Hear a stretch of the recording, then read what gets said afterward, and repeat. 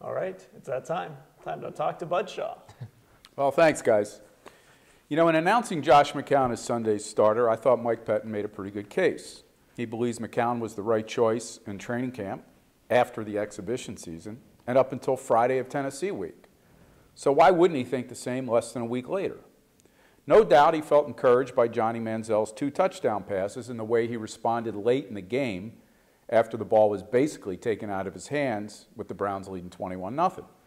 Pettine also was less than thrilled with 2 more Manziel fumbles. What Pettine said made sense. The team had a plan and hadn't seen Manziel do enough to scrap it quite yet. Who gets credit for that? Well, not me, I can tell you. But one reader says I never got on the bandwagon because I thought Pettine would return to McCown. Actually, I'm never on anybody's bandwagon. I don't root for players or coaches or teams. I just share my suspect opinions. I just thought McCown was the right choice in week 3, and I would think even if Pettine had gone to Manziel that I would have felt that anyway.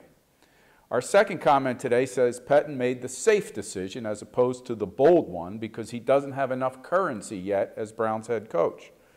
Well, let me tell you, if he's making decisions for any other reason than what he believes gives the Browns the best chance to win, he'll have 0 currency before long, save for what the Browns will owe him when they fire him.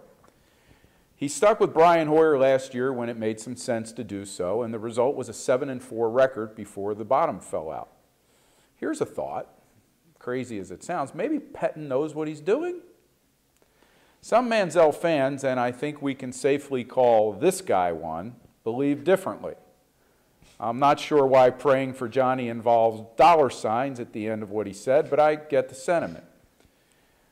Here's what I do know. After Oakland, the Browns play a tough 7-game stretch that takes them to the bye week. By the end, we will know if the Browns are competitive or whether it's Johnny time. That's not good enough if you somehow believe that winning the Heisman means anything in the NFL. I don't, as I was just mentioning the other day to my good friends Tim Tebow, Troy Smith, Matt Leinart, Jason White, Eric Crouch, Chris Weinke, Charlie Ward, and Danny Werfel. Fedor, did I miss anybody? No, I think you got him, bud. Okay. Manziel may turn out better than all of them. He also might not. My point is that Pettine has 52 other players to consider. And by the way, I didn't hear one media person or fan campaigning for Justin Gilbert to start after his interception return against Indianapolis last year based on the fact that they have to find out about him. For now, I've asked the same question in 2 columns. What's the rush on Manziel? McThrice says my reasoning was so flawed in at least one of those columns that he found it unbelievable. He cautions that if I'm not careful, my backup might take over and show everyone the future of sports writing. Well, if that's what Johnny Manziel is, the future of quarterbacking, wow, that's high praise. I haven't heard anyone called that since way back 2 years ago when they said the same of RG3 and Colin Kaepernick. How'd that turn out? Guys? You know, I'd have been okay if they'd have started Johnny, but I don't understand how people can argue with this as much as they have. I mean, I guess I do with the whole, you know, money sign and all that he doesn't do anymore. I get the hype aspect of it, but ultimately when you look at the performance, I don't know. I mean, again, I'd have been fine with it. And kind of at first in the moment I was like, hey, let's see what this kid has. But now that I've had a few days distance from that game, I mean, I've kind of changed the way I feel about it. I think I just heard Chris Haynes suggest that it's time to find out about Sasha Khan. Yes. That's what it's about in Cleveland, bud. It's about finding out what we have in all of these guys. Forget the whole winning thing. Yeah. Forget the fact that it's week 3 and the NFL season goes to week 17. We got to find out in week 3 if Johnny Manziel can be the guy.